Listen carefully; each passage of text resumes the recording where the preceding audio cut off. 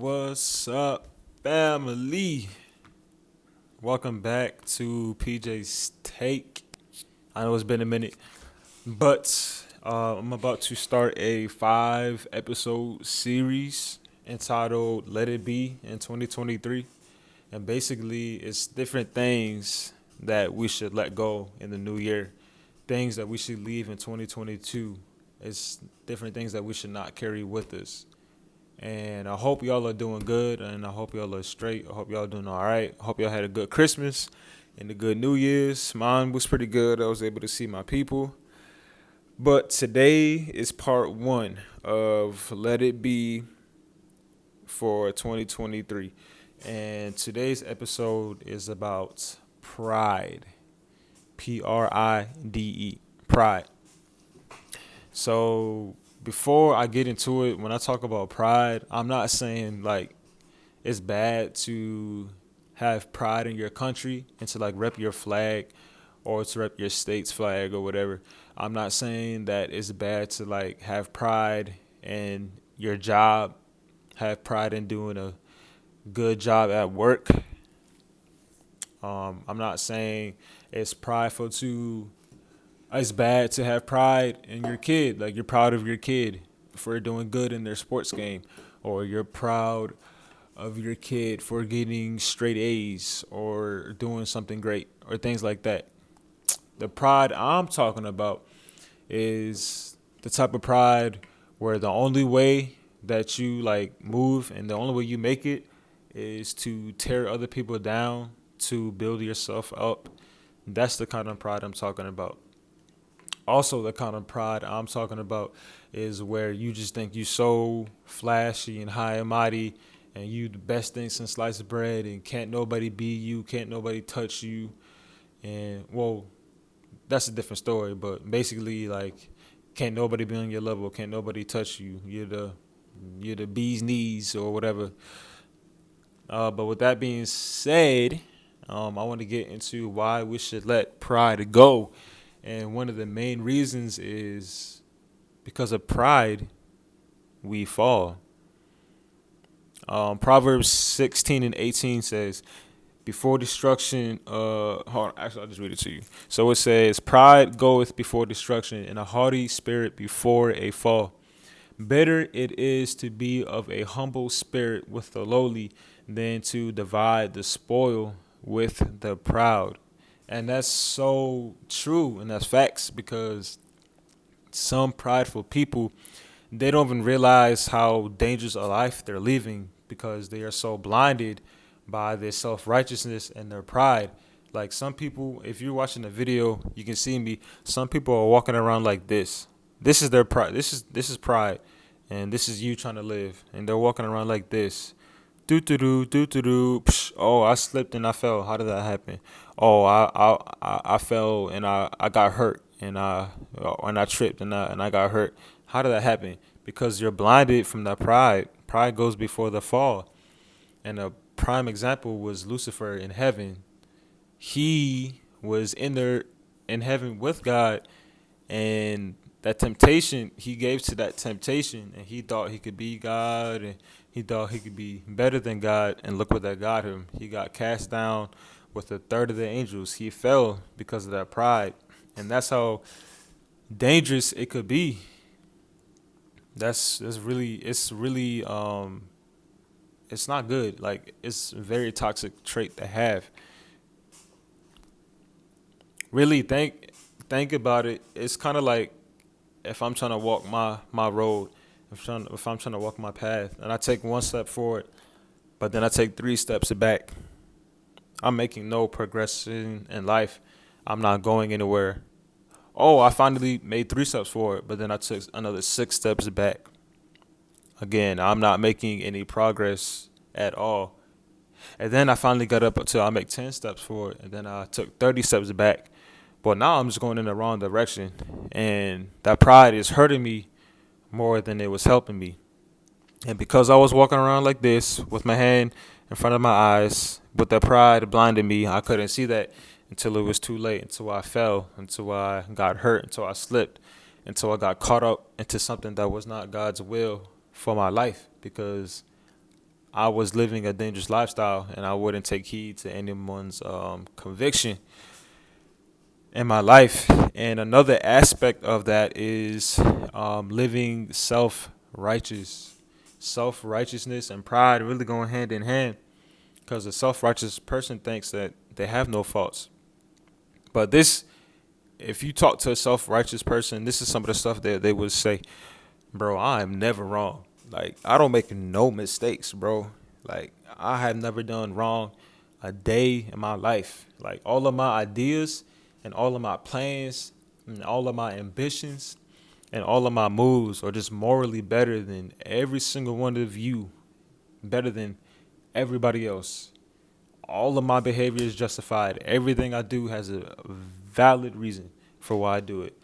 All of my actions, all of my reactions are valid. I did what I did because I was right and you were wrong, and I was right and you don't know what you're talking about, and I was right and you need to go educate yourself.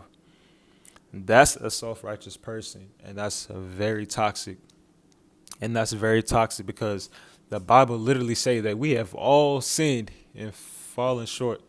No matter if you a rich man or a poor man, no matter no matter what continent you live on, no matter your culture, we've all sinned in one way or another and fallen short of the glory of God, which is why John 14:6 says Jesus is kind of off topic, but Jesus is the only way to heaven.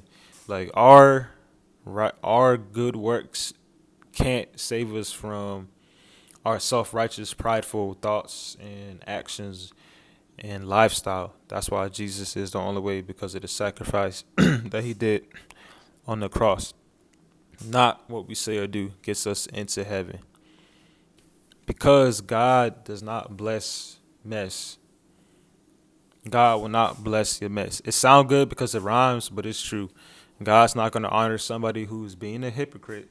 God's not going to honor somebody who says, oh, I love God, but I secretly don't think I need him. I can do this on my own.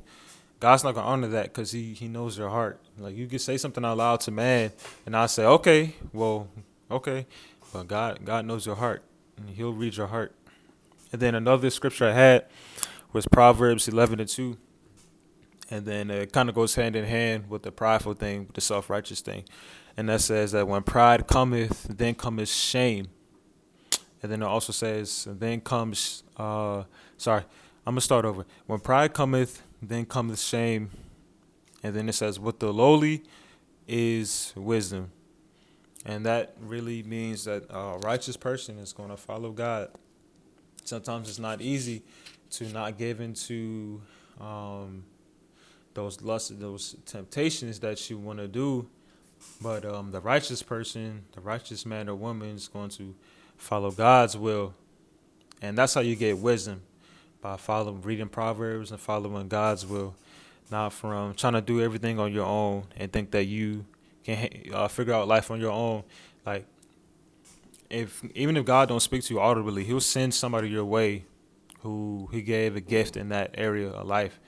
And if you still not listening, then God's not going to force you to, change your heart. You got to want to change. You got to want to listen to wise counselors, which is good to have wise and smart people in your corner. Because the reason why is because, like, if Jesus said something, he said it for a reason. Like when he was doing, I believe it was the Sermon on the Mount. Like, if he said for not to do something, then we need to be wise and do it, and not prideful and just ignore it. Like, if he says that if I lust after somebody, that's adultery in my heart. So God is looking at me as an adulterer because I had lust in my heart for somebody. That's why I need to let that go. Or if I hate somebody, that's a murder in my heart. So God's looking at me like I'm like a murderer because of the hate that I had, the evil intentions that I had in my heart, which is why we got to let those things go. But to kind of flip the script, pride we should leave back in 2022, but we should take humility and confidence with this. And then my last scripture is James 4:7, and it says, submit yourselves to God and resist the devil, and he will flee. That's kind of like the short version of it. Submit yourself to God, and resist the devil, and he will flee. And that's vital. That's very vital because there's a war going on in the spirit realm between the good and the evil. But if you're on God's side, which is the good side, then you know that God's already won. You know, God has already defeated evil, and Jesus did it on the cross. So, if God gave us freedom and He's living in your heart, then you have freedom. Freedom over those things. When it says resist the devil, that means resist those temptations, resist that urge of living pridefully, resist that urge of living self righteously, and basically that means like resist the urge to stop treating somebody like a doormat and just walking all over people. Like I see a lot of that. Like you got to resist that and turn away from that because we all have to give an account and an answer one day, and there's no excuse for the nastiness that we be doing. None of that is worth it. Um, but yeah, flee that temptation. Like I was saying, like I really had to do that. Like I had to flee the temptation of mentally beating myself up every time I made a mistake or comparing my lives to other people, comparing like my looks or whatever, or my identity or whatever, and then like the lack of confidence too. Like that all came from comparison and not having a humble spirit. And then another thing, I had to flee the temptation of watching porn every day. Watching porn every day, lack of confidence, comparing my life to other people. That was like a triple, I guess, like a triple whammy. Like that junk was eating me up alive, and I really had to humble myself and I let God know like I wanted to let go of those things, and He really delivered me because He knew my heart. But the fact that I had to humble myself because I had to remind myself that I didn't get rid of these things on my own. God did that. If I think that I got rid of them things on my own, I'm living that prideful life. I'm being a hypocrite. But God did that. It was the Lord who did that. And then that takes me, I mentioned pride earlier, and I mentioned confidence. And now I want to talk about how pride and confidence are two different things. I just want y'all to hear these examples that I wrote down because the fear, it kind of ties into the fear of the Lord is a strong confidence. That's where the confidence comes from the fear of the Lord. But then pride goes before the fall. So that's two different things right there. So just listen to these examples and see what side you fit on. So a prideful person would say, bro, I have never made a mistake in my life. I'm just like that. Like I'm built different. I'm straight perfection. But a confident person would say, you know, man, when I sin and I fall short, you know, I'm confident to admit that God and God said that I'm delivered and I'm redeemed and I can turn away from those things. A prideful person at the gym would say, bro, everybody should envy me. Look at me, bro. I'm the best looking one in here. I talk the best. I walk the best. I look the best. I play the loudest music. Confident person in the gym would say, bro, I don't care about all that. I'm confident in my own body. I don't care what others look like. I'm here to work out and do my thing and go home. I'm even humble enough to ask questions if I'm trying to get advice. And then also just a little piggyback on that, like some people they have so much confidence in the wrong thing. Like obviously working out and looking good and feeling good is not a bad thing whatsoever. But if that's where your confidence lies and that's where you're kind of prideful to the point where you think you're better than other people because you have bigger muscles. You know, God doesn't even judge us by our muscles. He judges us by our heart. He looks at our heart. So, but then another example is a prideful person would say, I want all the attention in this room.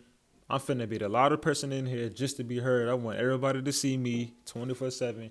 I want all eyes on me and nobody else. A confident person says, I don't need to always be heard. My words are quality over quantity.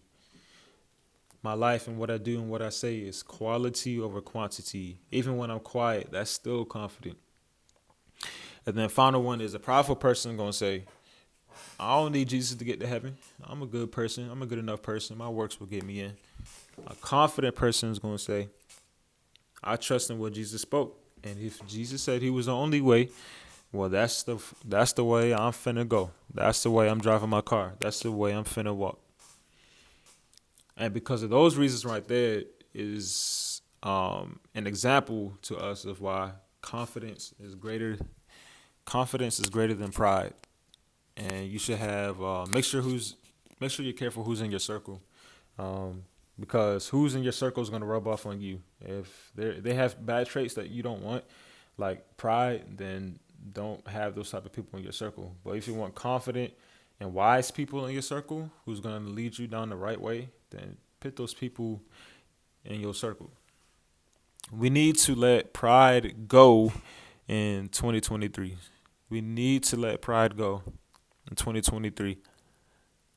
Not the pride I talked about, like having pride in your country or pride in you proud of your kid for getting straight A's, but the pride when you just tear other people down and use them as stepping stones to build yourself up. We need to let that go because, like I said, God looks at our heart, and if you have an cast iron heart, our hearts, God can't work with that. But if you soften your heart, He can work with that and mold that and cultivate that to where He wants you to be for the plan that He has for you. Because at the end of the day, without pride in our relationship is with the Lord is a lot deeper and more intimate. Just like a relationship with like a close friend or a family member or a spouse. Like if you just like such a prideful person, like if you're the type of person where it's your ego in the room, there's no space for anything else, then a relationship is not going to last like that. Well, it's the same way with God because, a relationship goes both ways.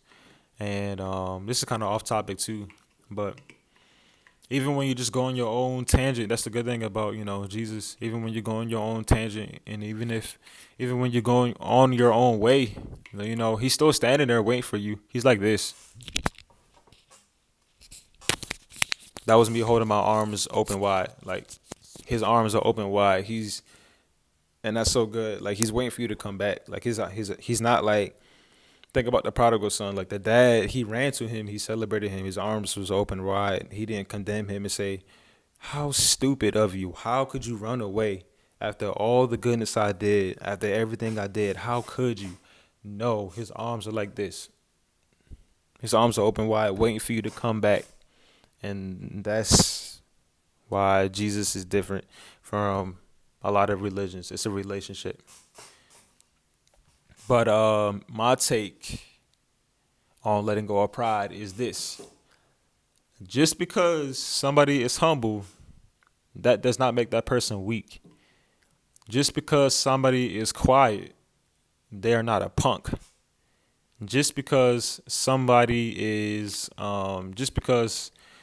doesn't say much and, or whatever, like I said, like just because somebody is humble, that don't mean that they are a doormat for you just to walk all over.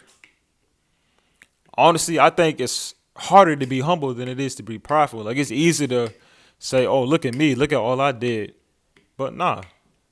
Like I said before, like you really gotta. When God does something for you, don't praise the blessing and forget the blesser. Like that's a slap in God's face. And I've done that way too many times. Don't give so much attention to the blessing, like to your new car, but you don't thank God for the finances for that car, or things like that. But yeah, that's really about it. That's really why I think that pride and self-righteousness is a toxic trait to have, and I think we should all let go of that. And again, I think we should all live humble and confident in the right thing and in the right person. But I appreciate y'all listening in. This was part 1 entitled "Letting Go of Pride" in 2023. Oh yeah, leave it be in 2023. But part 2, I'm going to talk about worry, letting go of worry. leaving it be in 2023. But I appreciate y'all listening and y'all tuning in. I know it's been a minute, but I'm gonna start being more consistent with these. But you can find this on IG at PJS_take. And you can really find this podcast on all platforms. And then with that being said, thank y'all for tuning in.